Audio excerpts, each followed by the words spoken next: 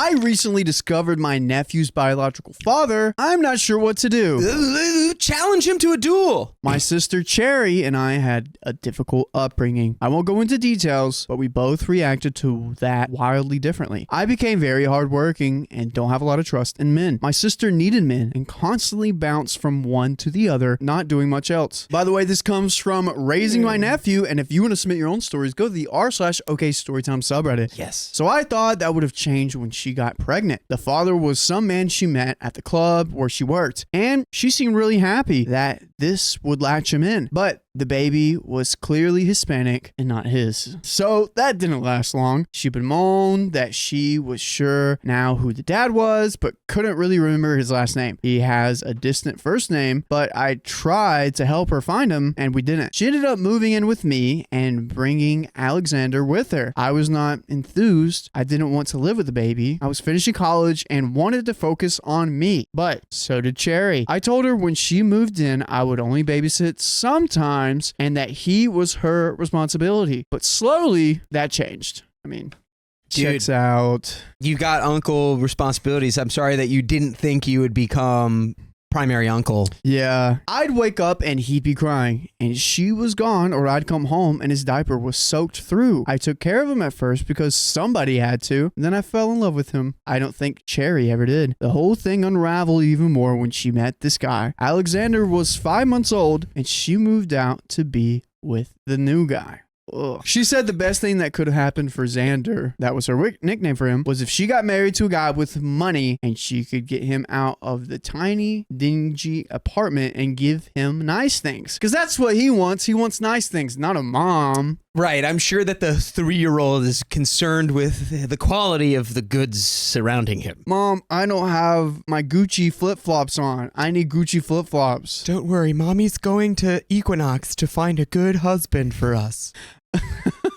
I do believe she meant that and wanted the best for him. I've raised him on my own ever since. And a little after Alexander's first birthday, Cherry passed away in a car accident and I became his legal guardian. Oh my God. What? Oh God. Dude. Well, yeah, well, I mean, the decision has been made for everyone in that context. That's wild. terrible. Yeah. Ugh. Thursday, I went to give a lecture given by a man that with a unique first name and a striking resemblance to Alexander. They even had the same cowlick. Afterwards, I spoke to him and learned that other details matched up. Uh-oh. He seemed like a nice, educated, thoughtful man. He gave me his number in case I had more questions about his research. What kind of research are we looking into here? I think we're researching, is this guy the dad? That was so quick. I mean, that's like the Thursday after your sister passed away, or this Thursday? That's freaky. Which Thursday are we talking about? That's freaky. There has to have been time that went by, right? I hope. Yeah, well, the Thursday happened. That's too freaky. If Days that happened in happens, a like, Thursday. Almost immediately. That's too freaky. No, there's no way.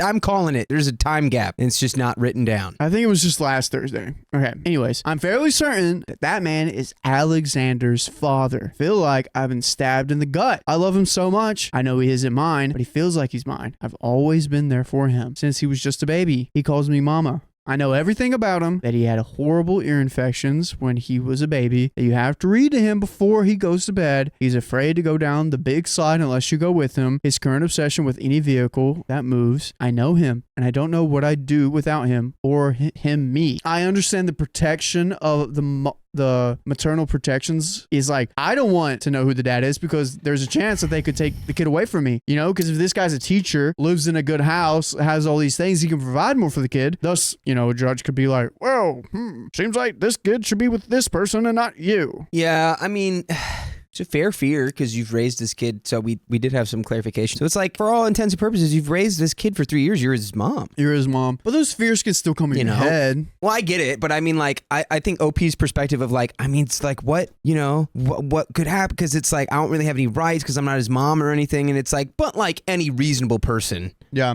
Which you'd hope like the dad would just be really like, oh, I just want the kid to have a good life. It's like, True. Clearly you have become the child's mother. But hearing like, a little bit more years. about OP's past, she doesn't really trust men. Yeah. So I Well, no, understand. I understand where her head's at. I think you guys could probably come to a fair agreement. Yeah.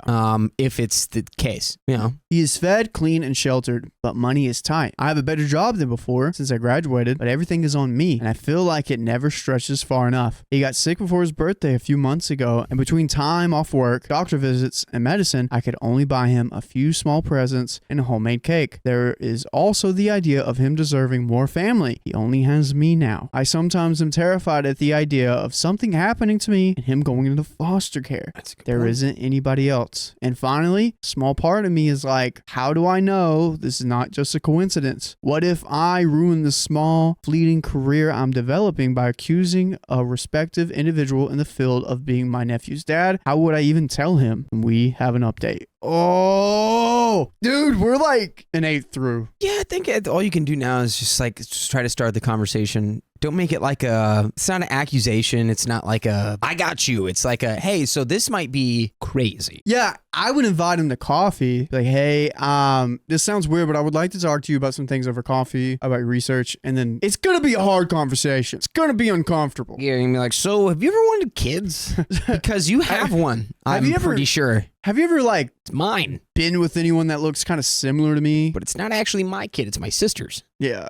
But it's yours too. But we have an update. A lot has happened since my original post. First, I took a moment to think about everything I knew about him. The name, unusual to his country. Think something like Greek man with a traditionally Latin American name, just as an example. The sport he played and the general strong resemblance to Alexander. I just kind of knew, but I was secretly hoping I was wrong. I consulted a lawyer, goodbye emergency fund, and was advised to not act on it. But if that I did, he could get my child support and ensure that the dad would only share custody. This was comforting, especially when he texted me, having got my number from a mutual friend. He asked me to have coffee because of my thesis had interest him. I think he knows something. Yeah, he's like, your thesis is interesting. Also, that kid looks like me. Like exactly, which is crazy.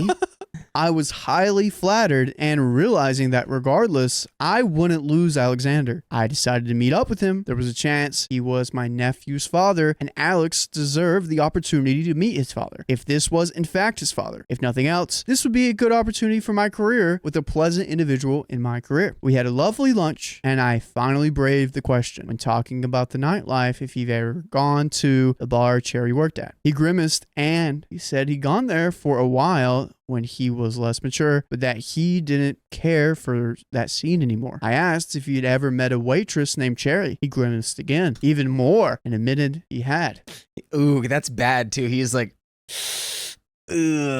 yeah. Oh, I do know her. Oh, God, this is my kid, isn't it? So I told him that he fit the description of my nephew's father, and I thought he had the right to know. He was obviously upset, demanding all kind of information. Alexander's dog, a picture. He wanted to talk to Cherry, but obviously that couldn't happen. He did accuse me of being out for money, but simmered down when I told him this was a you ought to know thing. And if he walked out, I would not follow him or contact him. Then he calmed down, and he said he would have a blood test done immediately. Within a week, the results were back saying that we were both afraid of. Alexander was his son. Okay. So it's suspicions confirmed. Since then, we have formed a weird co-parenting arrangement. He's adamant that he doesn't want to take Alexander away, but he is equally adamant that he be in his life, but I'm not a monster. I won't do that to him. At first, I think he wanted full custody, but after seeing Alex and our home and how attached we are, he has dropped that idea completely and now is hoping to build up visitation and do a 50-50 one day. We have left the lawyers out of this so far.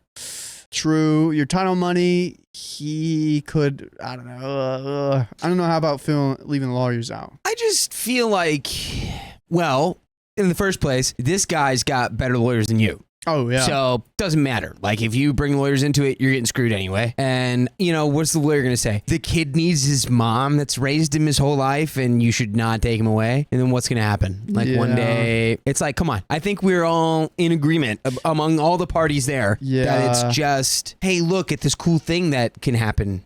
Now you can see your kid, and he can see his dad. Yeah. And I'm his mom still, and you're not going to just take him, but It's good. Alexander is excited to see him. Now he comes regularly. Every day. When they first met, he refused to speak and cried when he picked him up and talks about his dad fairly often the past week. I am still nervous and scared, but this may be a good thing. I hope. Update 2. Oh boy. In the past month, Alexander and his father have grown closer and he has become an integral part of our lives. There are a lot of advantages to having someone help out. However, some problems have recently come out about and I am flummoxed about how to handle them. I can't really take their relationship back and I wouldn't want to if I could. So I need advice that encourages Alexander having both of us in his life. It started, ironically, the day I posted the second update. My car died on the highway from picking Alexander up from K through 3. I called him to let his dad know we would be running late for dinner. His dad was furious. He claimed my car was unsafe and unreliable and said I could not drive his son around in it. I explained that this was a minor issue and it will be fixed and that not everyone could afford brand new cars and even with maintenance crap happens. He was not appeased. He proceeded to drop a car off at my house the next day without asking my opinion. This is a very expensive car and I would have never bought it. I told him I didn't want the car, which he caused another fight and offended him. I ended up accepting it to keep the peace, and when he informed me that I can consider it basically child support, which I am not entitled to, he also mentioned maybe we should go to the lawyers so he wouldn't have to worry about Alexander's leaving below his standards and being unsafe in cars. Okay, buddy. Oh no. Oh no. You just think everything that's not like a new Mercedes is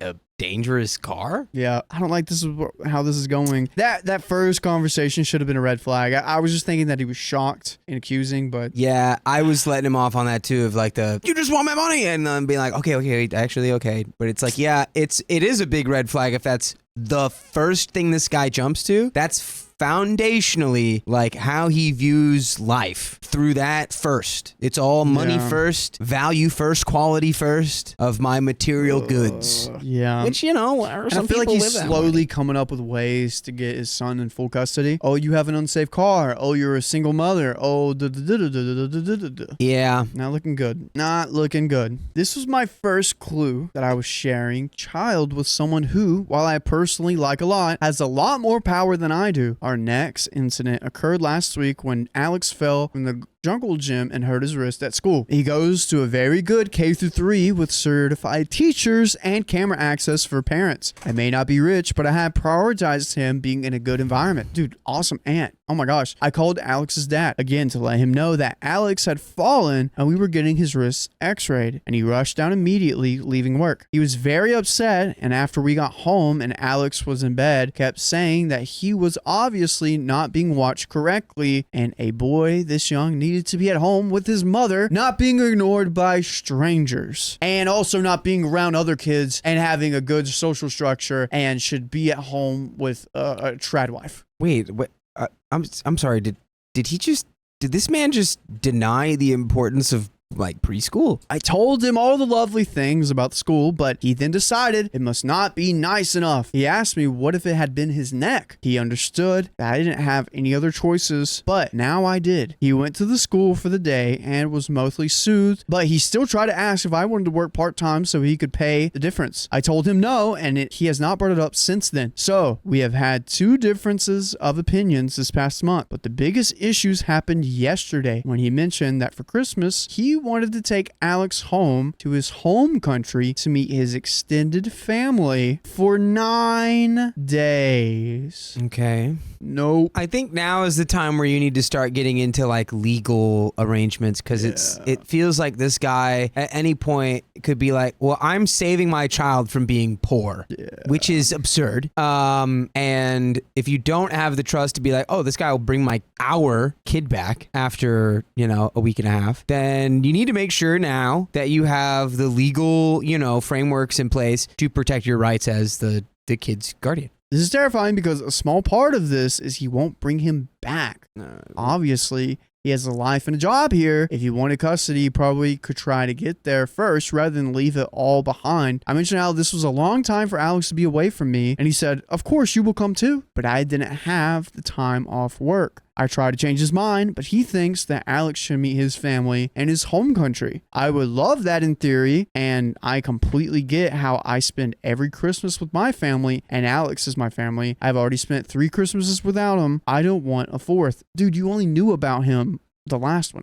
This is a valid feeling on his part, but I'm terrified. And honestly, even if he has no ulterior motives, that is a long time for Alex to be away from me. He's never spent a night away from me. What should I do? First, you got to get legal things in here. You should say that first. Yeah. You should say, hey, that's a cool idea. Did you know he's never spent a night away from me? So 9 days away from me with you, a person he doesn't really know that well, but he likes. He doesn't know you that well. Not going to go very well. Not going to go down very smoothly. So either bring me or let's wait a bit longer for this. Yeah. Update 3. We have had some good things occur in the past few days. I told Alex that I was not comfortable with the trip. There was no way I could go, and Alex was just too little. That kind of trip would be stressful under the best of circumstances. He thankfully agreed and apologized. There we go. He said he would spend the holidays stateside, but admitted that he would miss his family terribly and that this was his first Christmas away from them and that Alex is the first grandchild, so they were extremely excited to meet him. I stood my ground, even though I did feel bad. Uh-oh. I offered a trial overnight to work towards this big of a step, and he was extremely excited. Alex was also excited. However, he woke up in the middle of the night and was extremely upset. Leander had to bring Alex home and was very abashed. Oh, okay. He admitted that he had been considering trying to sway my mind on the trip, but now he saw that it wouldn't work. Then we had the real heart-to-heart, and honestly, there isn't a lot of middle ground. We can't cut Alex in half, and we both love him desperately. We both want to see him daily, and we both are terrified of the other. I mentioned that I would love to formally adopt Alex and stabilize our relationship legally. He said he would never do that because legally he'd be an idiot to give up legal claim to his son, and that right now he had the upper hand. He does. My lawyer admitted he could easily, most likely, get me 50-50, but that's all half of the week with him gone, and that might go away anytime. He doesn't want to use it, but won't lose it either. He is terrified of me marrying, me moving, and Alex loving me more. I'm terrified of him trying to take him away and of not having him here every day. Neither of us can have him completely, but he isn't a possession. He is a little boy, and we are going to do our best to share him and raise him right. We are basically strangers, so sharing is hard, and it is easy for us to generalize the other, but I do somewhat trust him, and I know that he loves Alex. And we got another update, and we are like 3/5 through. All right. Yeah.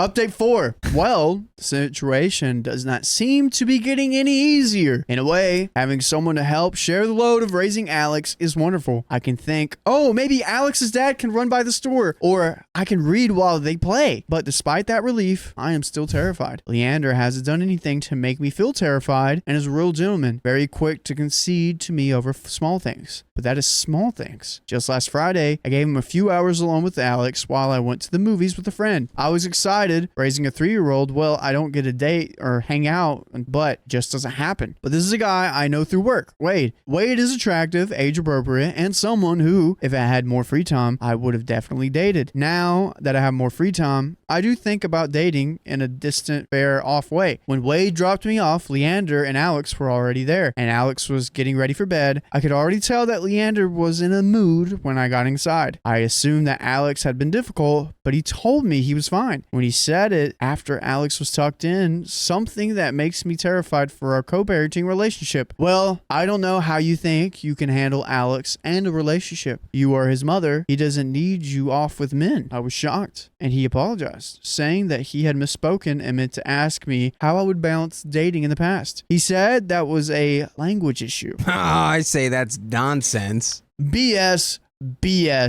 I have never heard him misspeak or misuse words in the entire time we've met. Since then, he's been entirely pleasant. He even brought over dinner and a few small gifts. He's been on his best, most charming, pleasant, perfect nephew's dad behavior. But this is another complication.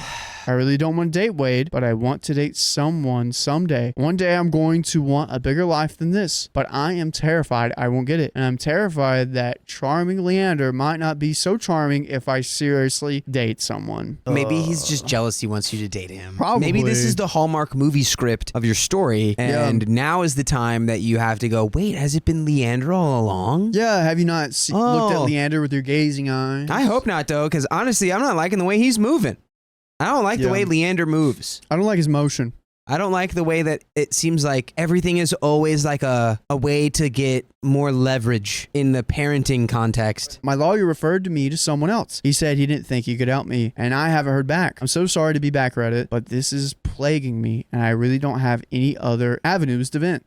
Advice. Update 5. Background. I have basically been raising my nephew Alexander since birth, even before his mother's passing. For all intents and purposes, he is my son and I'm his mother. Yes. He's a happy, healthy, all-around great kid, and I feel like I've done a good job. Anytime I doubt it, I look at him and I'm reassured. However, 5 months ago, I had the opportunity to introduce his father, who did not know about him, into his life. He is a teacher and does more well-off than I do. I did, and it's been very difficult situation. I've been trying to deal with this without resorting to internet advice, but I'm at this point now where even if no advice is something I can take, it is nice to be able to vent what is going on honestly, and I don't have to worry about it. I guess I need more in real life friends. It's just hard when you're young and have a small kid, and I was just getting used to not juggling work, Alex, and school when this all happened. For the past 2 months, things have been mostly good. It is nice to share the time and worrying of raising a little boy. Alex got sick last month and I called in for work. For once, I didn't worry about the missing money or the doctor's bill because I knew if I did fall short, Leander would help. He came over that night with soup, brought soup, but still, and stayed overnight to help. So when I would have been dealing with a fussy, achy, sick boy for 2 nights, I only had 1 night. He's over almost every day. His favorite adult soda is in my fridge, and he texts me about dinner. I think it'd be strange or weird, but it's become our new normal. I refused outright money, but I do drive the car he bought. Mine actually caught on fire not too long after the original fiasco. Oh my gosh. So Brett was kind of right. I mean, yeah, you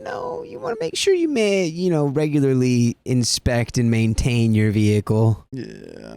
And when he brings over groceries and things for Alex, I don't object. And Leander has mostly been an absolutely charming pleasure to have around. I've been leaving him with Alex for short periods of time, like store runs, and have suggested some father-son outings for him, but he always insists I come because I deserve to have fun with Alex too. So we've gone on go-karts and arcades and go to see The Good Dinosaur and fed ducks, gotten frozen yogurt, and it's been nice. I can feel myself slipping into complacency sometimes. I love Alex and Alex loves Leander. I genuinely like Leander and would consider him a friend, maybe my closest friend, even though I understand it's a little sad considering I've only been with him 4 months and he could easily take away the most important thing in my life. The most recent compelling factor occurred Thursday night on New Year's Eve. A friend from work, we'll call her Lacey, invited me to a party. We usually don't hang outside of work, but again, I could use more friends. Leander offered to stay with Alex, and I thought it would be nice for them to. Although I left after his bedtime and came back at 1 a.m. while he was still sleepy. Lacey picked me up at 9:30, and it was nice to do something social. I'm not a big drinker, but I had a good time. Lacey had a very good time. She met a guy. When I realized this, that we had completely different ideas of a late night, I got a ride home from another coworker, Gregor, who was also wanted a good night's sleep before work in the morning. He dropped me off, and we talked for about 10 minutes, and then I went inside.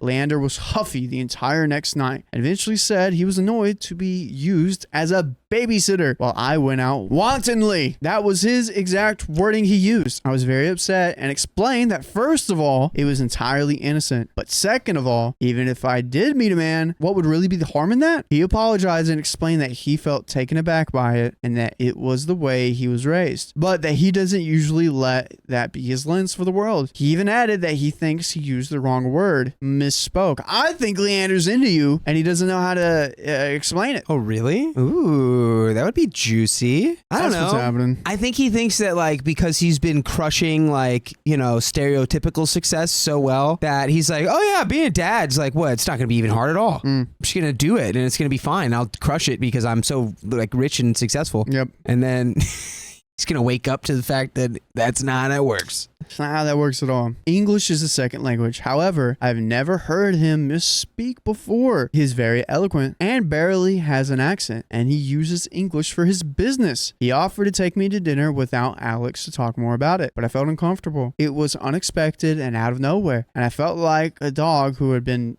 punted. And by the way, you will never be punted from any of our stories because we got plenty more waiting for you. Go to your favorite podcast platform, Apple, Spotify, iHeartRadio, and search up OK Storytime, and we got stories there just for you. And yeah, we're almost done with the story. Dakota, do you have any other thoughts before we close out? I think you can really just like put it out on the table and be like, hey, so it really feels like you treat me differently because like we're not in the same tax bracket. Yeah. And I want you to know that my financial status has no impact on my ability to be a good parent to this child. Yeah. So I would appreciate it if you stop sort of hinting or implying those things because they're just not true. Because you could take the kid and he could spend a weekend at your house and he'd come back traumatized because you have no idea how to take care of him. It sounds like he's taking all right care of him, but yeah, I don't know. There's a lot of miscommunication. He's back on his best behavior, but I can't erase that from my mind. I feel like if something so small can jeopardize his view of me, not to mention it brings up the fact that one day I will probably want to date, meet someone and marry, etc. I can't see Leander ever being okay with another man being so prominent in his son's life. I don't know what to think of all this. I'm still really low on options, and honestly, I'm not even sure how to phrase this all into a question. I am half hoping that someone will type out a thoughtful solution-filled response. And you got a thoughtful solution-filled podcast. Yeah, dude. Right here, giving you awesome things to do. I don't know. You got to talk to Leander, be like, yo, this is how it's going to run. This is what I want for my kid. And I understand that you're his dad. Yeah. But we don't really have that many options. Two complete strangers co-parenting. Yeah. I used to admire my grandmother, but it changed in the blink of an eye. What did you do, Granny? I'm a 20-year-old female who has a deep-rooted rage against one of my relatives, Brenda, and her husband. Brenda is my maternal grandmother's sister, and she is close to our family. By the way, this comes from user OKAccountant9520, and if you want to submit your own stories, go to the r/OK Storytime subreddit. So, Brenda had always been cold towards my mother and uncle. The reason for her behavior was due to my grandfather not being as rich as Brenda's husband. Brenda would always do petty things to hurt my family. After my mom was married to my father, Brenda expressed her coldness to my father too. My father never liked her or her husband and always kept his distance. One time, my father had a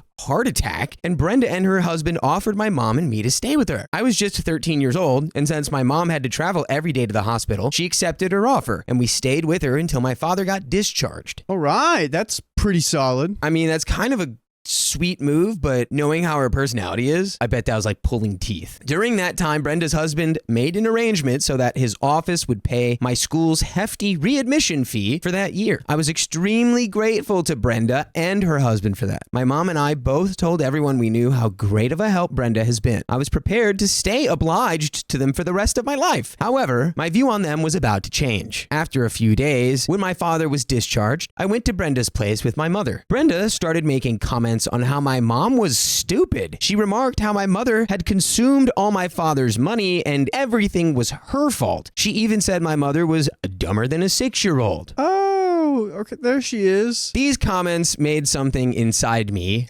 burn. I came home and told my parents I never wished to visit Brenda again. I told them how I was grateful to her, but still would never be able to put up with her ill behavior. Both of my parents supported me and respected my decision. After some time, I, along with my family, went to an event where Brenda was present. The whole day, she was complimenting my cousin Lily, my uncle's daughter, on how beautiful and nice she is. And Brenda was doing all of this in front of me. Mind you, I was 15 at the time. I realized Brenda had two intentions. One was hurting me, as I knew she gained immense satisfaction from hurting people who she sees as inferior to her. The other, and the main reason, was my uncle now was in a better position than Brenda financially. Oh, it's all about the money. Money, money, money. My uncle was forever ignored by Brenda when he was poor, but now suddenly his daughter is her favorite. Lily is a pure soul and I love her deeply, so I never told her about Brenda's intentions, as I'm afraid it would break her heart. Oh, OP's little angel baby. A year later, there was a gathering at Brenda's place, which my family was invited to. Both me and my father refused to go. Upon hearing this, my grandma started telling me how it would make her sad and I should go for her. I told her how I would never go to a place where I would be insulted, and if it made her sad, it wasn't my problem. My grandma told Brenda that I wasn't coming, to which Brenda called me and requested me dearly. I felt bad and decided to go. Peer pressure. Well, it's peer pressure, and it's also like, this person did do you a huge solid. It's like they paid for that readmission stuff, so. But that doesn't give them the right to I paid for this. Exactly. You owe me this. Like, I totally agree. come on. It just makes sense that there's like that. I guess I have to. Yeah. Like, which you don't, but at the gathering, she started doing the same thing again. We were eating peacefully when she invited Lily to come over one day and that her son would cook a delicious meal for her. They talked for some time and Brenda didn't even glance at me. After their talk was over, Brenda casually told me, "Oh, you also can come that day." She told me as if I was the last person she actually wanted to invite. Rage built inside of me, and I replied curtly, "No thanks. I have my studies to focus on, and if I wanted something to eat, my father cooks it for me." Oof. No thanks. I'm good. On the day of my grandfather's funeral, after Lily and her brother, when it was my time for the rituals, Brenda's husband sneered at me and said, "Is there any other grandchildren left?" Feels like a pretty personal shot, but okay. I felt hurt, as it was me and my parents who took care of my grandfather on his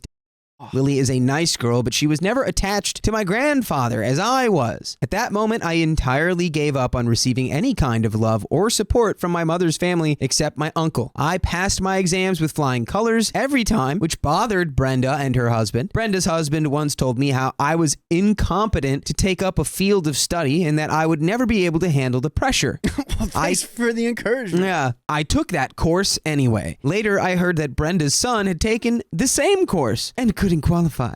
Oh, well, maybe you should look at your daughter and ask her that. Dude, that's such a slam dunk right there. Yeah, it was a pretty big slammer right there. Oh. I realized this was the reason why they were demotivating me. I vowed to prove them wrong. The course had 4 phases: the entrance, the intermediate, the internship, and the finals. His son couldn't clear intermediate and they were hoping I would get stuck in entrance. I passed my entrance on my first attempt and scored the highest in my coaching. Brenda's husband told me how entrance is very easy and intermediate was the one where I would have the most of the fun. To their surprise, I cleared my intermediate too on my first attempt and scored really good marks. I even received prizes and cash money from my coaching since my score was high. This was the moment when Brenda's husband's behavior changed. He told me how he knew I would succeed and they would always help me. He told me that he would help me to get my internship, and I didn't want his help. But my mom told me that if he's offering to help, then we should take it, since we had no connections and no one who would help us for internship.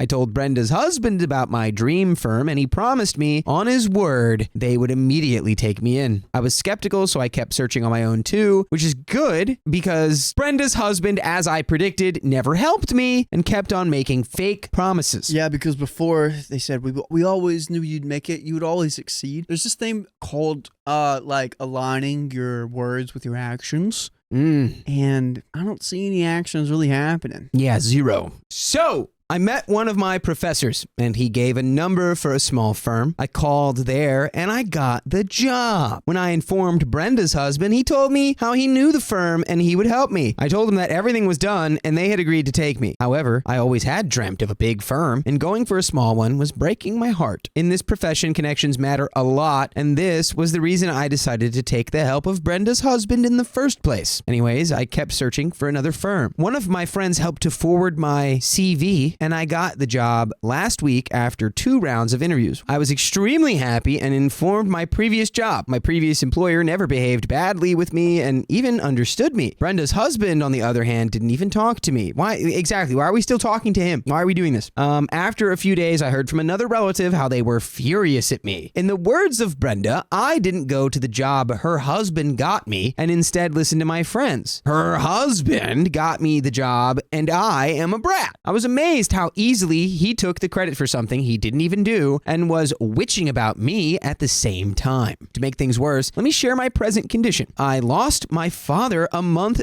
before. They didn't even care how these comments would make me feel. By the way, I always care to let you know that you can listen to full episodes of stories just like this on Spotify, iHeartRadio, and Apple Podcasts, and wherever you listen to podcasts. Just search OK Storytime, and there you will find the whole smorgasbord, the never-ending smorgasbord of stories. So, okay. My thought, Brenda, get your head out of your butt, and Brenda's husband just needs to like chill out. Yeah, OP, I'm gonna say this. Trying to change how Brenda and her husband are gonna interact with you. You might as well pick up a mop and try to clean up the ocean, all right? It's not going to happen. So just stop trying to clean up the ocean. Stop trying to mop up the ocean. You can't do it. It's too much. So just like mind your P's and Q's, keep your head down, do exactly what you're doing. You're intelligent. You're resourceful. You got yourself your own job. Who cares if you're anyone who's like agreeing with Brenda and Stinky Keith over here, anyone who can automatically go, oh yeah, I believe these people. I trust these people. Crab. They either don't know you well enough to even warrant caring, or they are on team Brenda and Keith, and you don't need to concern yourself with them.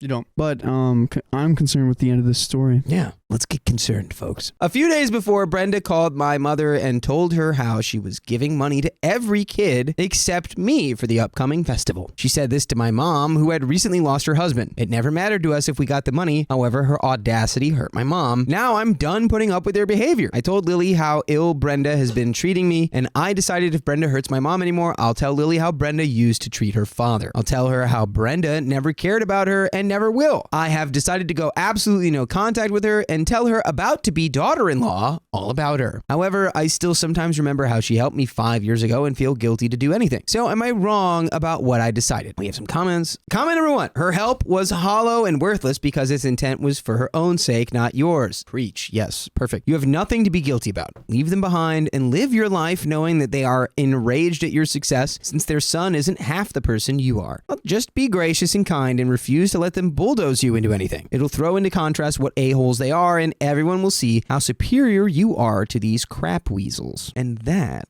is a great way to end that story. All right. Little crap weasel. Yeah, hey, let's not like slam dunk the son too hard. Maybe he's like too dumb to be a horse lawyer, but like the daughter, Lily. No, their son. Lily's another cousin. They had a son that was not very. I thought Lily was a part of this. Lily might also. I think she is. Be another. I don't know if it's their daughter or another cousin. Anyway. Yeah. But their son was the one that was like not doing very well. And that's the end of that story and episode. So if you love us, make sure to subscribe. I mean, we love you. And see you tomorrow.